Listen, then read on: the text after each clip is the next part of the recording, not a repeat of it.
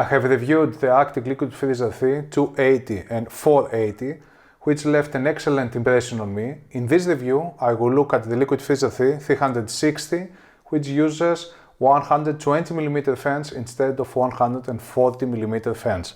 I wonder whether this fan change will affect performance. Two major features of this cooler are the VRM cooler on top of the block and the LGA 1700 contact frame in the coolers bundle, which is way better than the stock one, allowing for even pressure points, so the block makes better contact with the CPU's head spreader. This table shows the A-RGB prices for all Liquid Freezer 3 models. The EU prices include VAT. Contrary to the 420mm model, the box has a typical shape. On its face there is a scheme of the cooler, along with its model number and some more data regarding the provided warranty and socket compatibility. Around the back, you will find more details on the product's technical specifications. A QR code is also on this side, leading to the support and feedback links. You will find two more QR codes on the box's sides, with one leading to the product's manual. The bundle includes mounting hardware, a small thermal paste tube Arctic MX6 and a Torx 20 driver. The all-in-one comes with the fans pre-installed and all of their cabling in place, saving you some time during the installation process, which also becomes easier. Typically, the block hosts the cooling pump and has the necessary circuits to power the VRM fan and its RGB lighting, which is secured magnetically. The tubes leaving the pump can be easily adjusted at any angle to meet your system's requirements. The block's base is relatively small and made of copper for better heat transfer. This is why AMD's Threadripper CPUs are not supported. The radiator is thicker than usual with a depth of 38mm, but it is not so dense. Hence, it doesn't require high static pressure fans for optimal performance.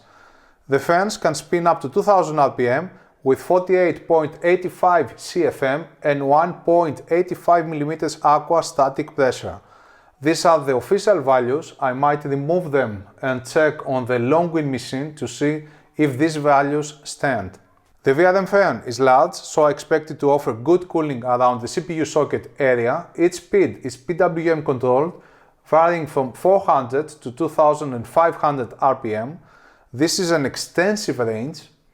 To avoid all cable mess, you can use the all-in-one PWM cable, which takes care of the pump, the VRM fan and the radiator fans. To control everything separately, connect the respective connectors to mainboard's headers or use a dedicated PWM controller like the Corsair Commander Core XT. You must remove the stock brackets and install the bundled ones for the AMD sockets. The brackets are labeled L for left and R for right. Since the hotspot in newer generation AMD processors is not in the dead center, the AMD mounting brackets have a 5mm offset to achieve better performance.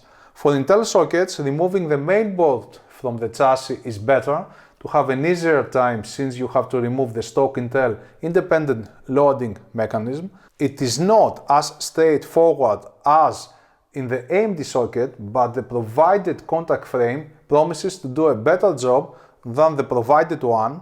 Some photos of the test systems. Testing methodology. I first installed the cooler into a hemianechoic chamber, and with the help of a highly sophisticated sound analyzer, I take all necessary noise measurements required for the testing. Afterward, I installed the system inside a giant climate chamber where the ambient temperature remains steady at 25 degrees Celsius.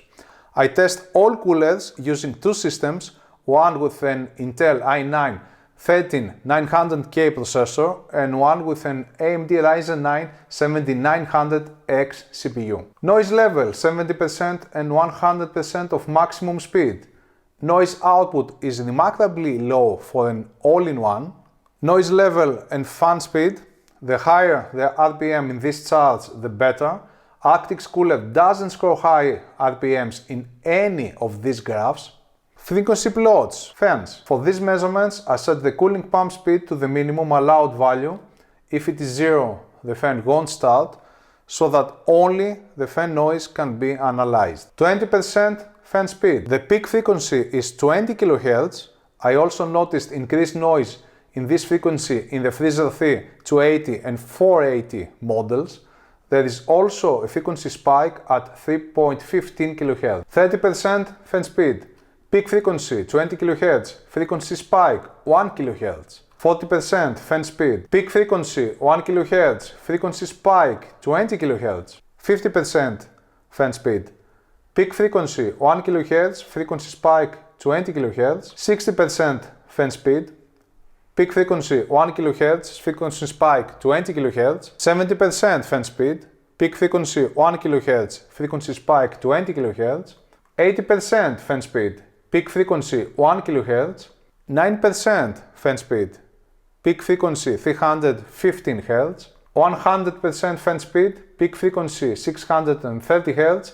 Frequency spike 160 Hz. For these measurements, I set the all-in-one's fans to 0 RPM mode to have only the pump's noise analyzed. 50% pump speed, peak frequency 1 kHz, frequency spike 12.5 kHz.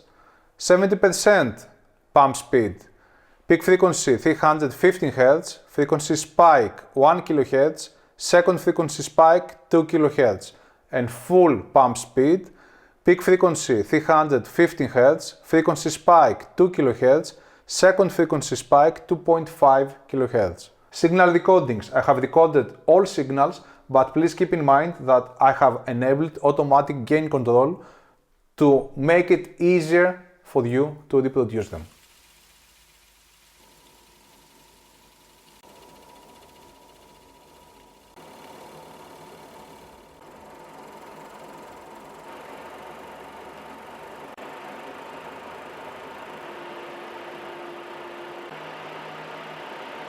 Normalized noise tests. Intel results. CPU temperature. The temperatures are low, but it cannot beat the Freezer 3 280.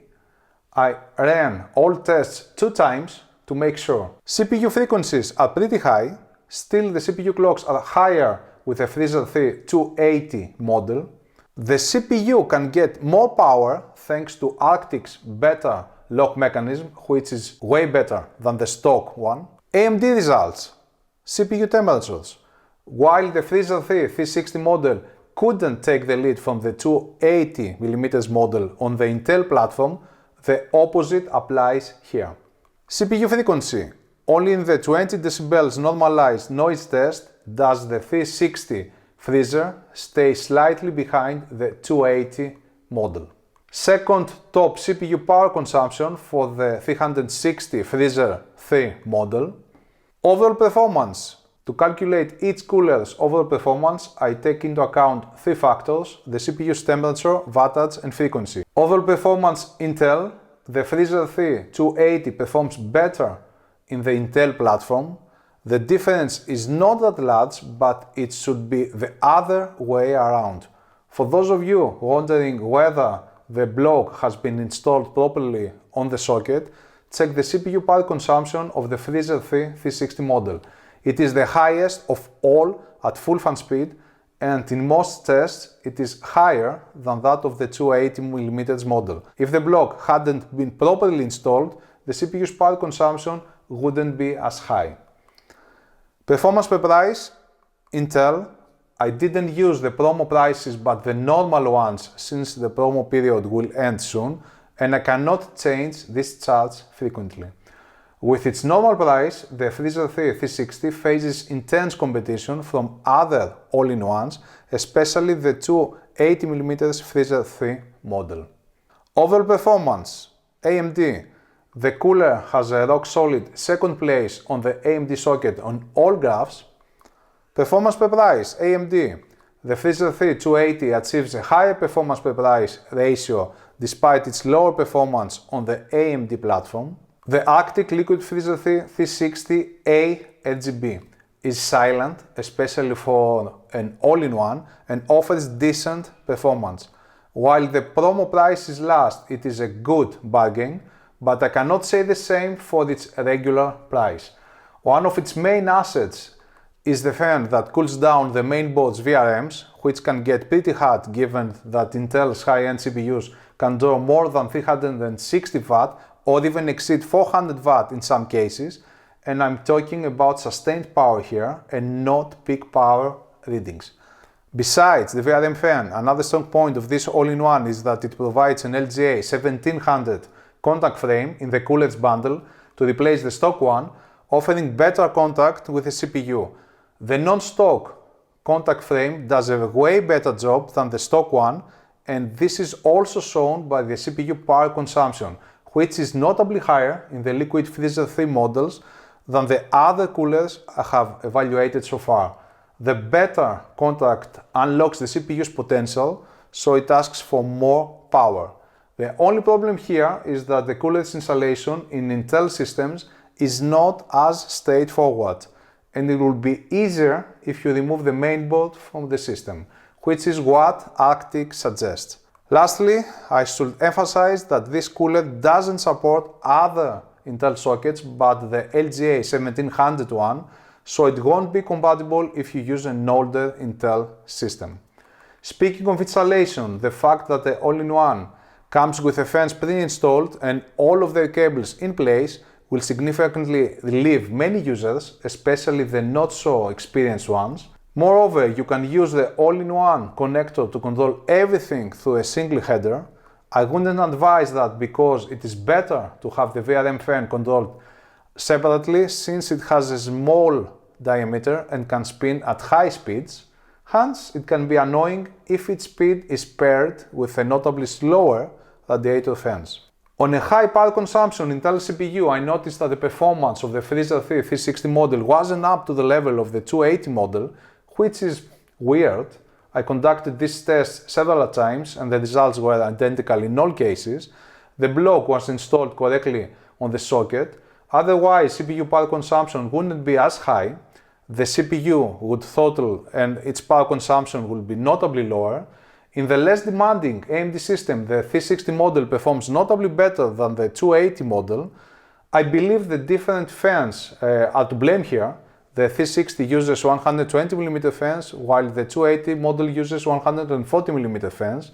The latter might be more efficient at high thermal loads, while the 120mm fans are probably better at medium thermal loads. By looking at Arctic's fan specs, I noticed that the 120mm fans have a lower static pressure than the 140mm fans, and the 38mm thick radiator needs increased static pressure to dissipate its heat faster.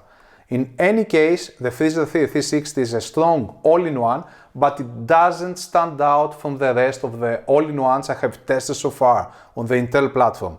That said, it performs pretty well on the AMD platform, which saves the day and helps it get a recommendation. If you are searching for fans for your all-in-one or chassis, read my best cooling fans article on hwbusters.com. You will also find this cooler's review on hwbusters.com. To the next video, bye bye.